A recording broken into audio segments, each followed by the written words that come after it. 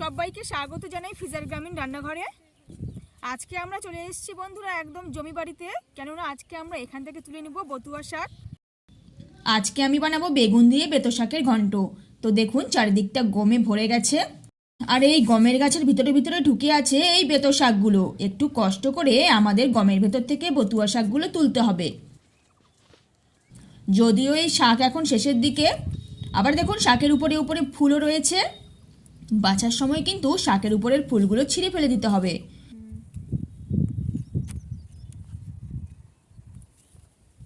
দেখুন চারিদিক গমে গম, যেহেতু এই গমের ভেতর থেকে বতুয়া শাক তুলতে হবে, তাই আমরা 4 জন চলে এসেছি শাক তোলার জন্য।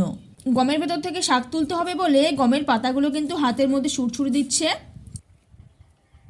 আমরা এই বতুয়া শাকের নরম কচিগুলি বেছে নেব। যেসব জমিতে সরিষা লাগানো হয়েছে সেগুলোতে বতুয়া শাক আরও বেশি রয়েছে, কিন্তু সেগুলোর জন্য আমাদের আরও অনেকটা দূরে যেতে হবে, তাই আমরা এখান থেকে তুলে নিচ্ছি। পুরোটা একদম শাকে ভরে গেছে, ভিতরে ভিতরে প্রচুর শাক। এগুলো থেকে আমরা বেছে নিচ্ছি শাকগুলো। এবারে দেখতে পেয়েছি বড় বড় গাছ। দেখুন দেখুন কোনো জায়গাতে একসঙ্গে অনেক শাক হয়েছে, আবার কোথাও একটা একটা করে গাছ হয়েছে। এই গাছগুলি গম গাছের ক্ষতি করে। এগুলো কেউ বিচি ছিটায় না বা লাগায় না, এগুলো নিজে থেকেই হয়ে যায়। অনেকগুলো।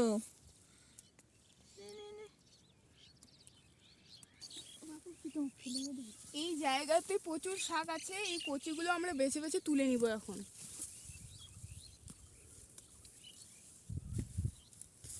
বড় বড় ফুল হয়ে গেছে সামনে, এগুলো আবার বাছার সময় সামনের ফুলগুলো তুলে ছিঁড়ে ফেলতে হবে। এই ফুলগুলো কিন্তু রান্নায় দেওয়া যাবে না, যেহেতু শাক অনেক বড় বড় হয়ে গেছে। এই গম গাছের ভেতরে ভেতরে বন্ধুরা আবার জগ ঢুকে থাকে, তার জন্য কিন্তু ভয় ভয়ও লাগছে শাক তুলতে। তাই আমাদের শাকগুলো কিন্তু সাবধানেই তুলতে হচ্ছে। তো দেখুন বন্ধুরা, তুলতে তুলতে আমাদের কতগুলো শাক তোলা হয়ে গেছে, আর এটা নিয়ে আমরা এখন সোজা চলে যাব বাড়ি। চলে এসেছি বাড়ি, আর এই যে দেখুন শাকটা অনেকটা আছে। এই শাকটা আমি বেগুন দিয়ে রান্না করব, অসাধারণ লাগে খেতে। শাকের সামনে এই যে দেখুন ফুলের মতন এই অংশটাকে আমরা একদম ছিঁড়ে ফেলে দিব। এটাকে ফেলে দিব আমরা। আমরা এই শীতের সময়টা যে এটা কতবার করে খেয়েছি তার কোনো হিসেব নেই, তাই ভাবলাম আজকে আপনাদের সঙ্গে এই রেসিপিটা শেয়ার করি। আপনারা বুঝতেই পারছেন এভাবে একটা একটা করে বাছলে অনেকটাই সময় লেগে যাবে, কিন্তু একটু কষ্ট করে সময় নিয়ে বেছে নিব। যেগুলো শাকের সামনে বন্ধুরা এরকম ফুল নেই সেগুলো আমরা পুরো অংশটাই দিয়ে দিব, কিন্তু যেগুলোতে ফুল আছে এগুলো ফুলগুলো ছিঁড়ে শাকটাকে একটু বেছে বেছে দিতে হবে। আসো এখানে আসো, আসো। আবার তুমি এরকম করছো, এরকম করতে হয় না। বেগুনটা তো কাটা আছে, না কাটা নাই। নাও, সবাইকে একটু টাটা করে দাও, দাও।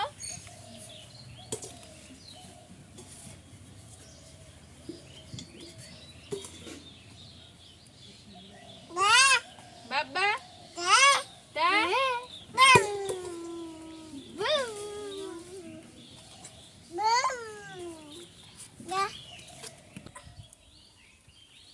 ডাটাগুলো যেগুলো একটু শক্ত মনে হচ্ছে সেটা ফেলে দিব। আমরা কিন্তু গ্রামেগঞ্জে এই শাকটাকে চতুয়া শাক বলে থাকি। দেখুন আমার শাক বাছতে দেরি হবে দেখে আমার বড় আম্মা চলে এসছে, দুজনে মিলে বেছে নিব, একটু তাড়াতাড়ি হবে। তো দেখুন আমরা অনেকটা সময় নিয়ে পুরো শাকটা বেছে নিয়েছি, আর এখন এই শাকের মধ্যে দিয়ে দেবো বেগুন কেটে ছোট ছোট করে। তো চলুন ঝটপট বেগুনটা কেটে নেই। এই বেগুনটাও খুব নরম, এই শাকের সাথে একদম মাখো মাখো হয়ে যাবে। ছোট ছোট টুকরো করে কেটে নিতে হবে।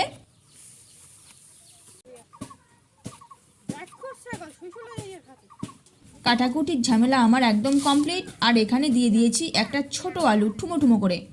সবগুলো ধুয়ে নিয়েছি, আর চলে এসেছি উনুনের কাছে। দিয়ে দিয়েছি একটা কড়াই বসিয়ে, আর সব কড়াইতে ঢেলে দিব। এখন দিব কিছু মশলা। দিলাম আদা রসুন বাটা, জিরা বাটা, লঙ্কা বাটা, হলুদ গুঁড়ো, নুন।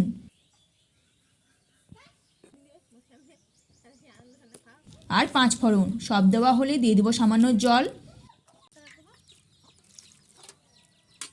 আর দিতে হবে ঢাকা। এটা এইভাবে নেড়েচেড়ে রান্না করার পরে কিন্তু আবার তেলে দিতে হবে। এখানে খুব বাতাস আছে তাই সামনে একটা প্লাইউড দিয়ে দেওয়া হয়েছে যাতে উনুনে বাতাস না লাগে।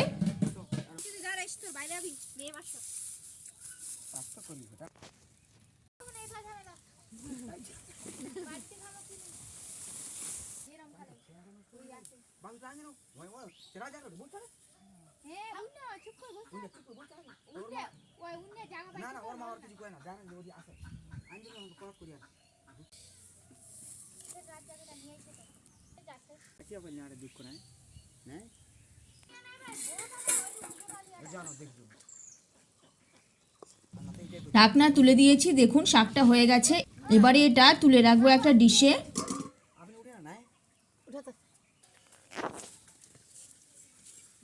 আর ওই কড়াইতেই দিয়ে দিব পেঁয়াজ কুচি, দিব তেল,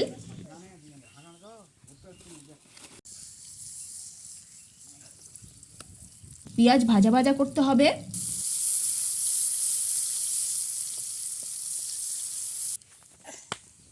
সোনালি ভাজা ভাজা হলে দিতে হবে শাকটা।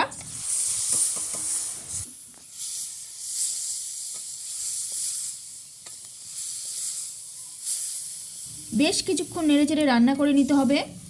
আপনারা আমাদের দেখানো পদ্ধতিতে অবশ্যই বাড়িতে ট্রাই করবেন, অসম্ভব ভালো লাগে খেতে।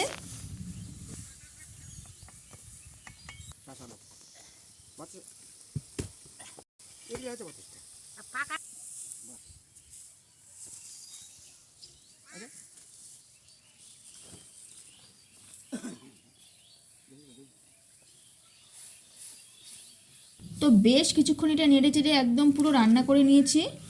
একদম মাখো মাখো হয়ে গেছে, দেখুন কত সুন্দর লাগছে দেখতে। তো এই ছিল বন্ধুরা আজকের এই রেসিপিটি। তো এটা আপনাদের কেমন লাগলো তা নিচে কমেন্ট বক্সে জানান। আর ভিডিওটি ভালো লেগে থাকলে একটি লাইক করুন, সাথে চ্যানেলটিকে অবশ্যই সাবস্ক্রাইব করুন।